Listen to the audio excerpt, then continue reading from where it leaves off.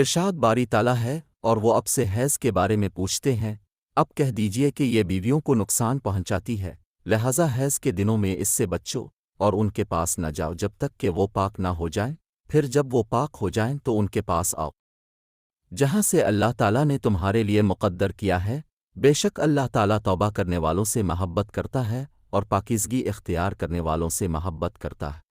اور نبی کریم صلی اللہ علیہ وسلم نے فرمایا کہ یہ وہ چیز ہے جو اللہ تعالیٰ نے آدم کی بیٹیوں پر لکھی ہے۔ عائشہ رضی اللہ عنہا کہتی ہیں کہ ہم صرف حج کی نیت سے نکلے اور جب شریف مکہ سے 6 میل کے فاصلے پر پہنچے تو مجھے حیض آ گیا۔ رسول اللہ صلی اللہ علیہ وسلم میرے پاس تشریف لائے جب میں رو رہی تھی۔ آپ کو کیا ہوا ہے؟ کیا آپ کو ماہواری آئی ہے؟ میں نے جواب دیا، ہاں۔ اب صلی اللہ علیہ وسلم نے فرمایا کہ یہ وہ چیز ہے جسے اللہ تعالیٰ نے آدم کی بیٹیوں کے لیے مقرر کیا ہے، لہذا وہی کرو جو تمام حجاج کرام کرتے ہیں سوائے کعبہ کے طواف کے۔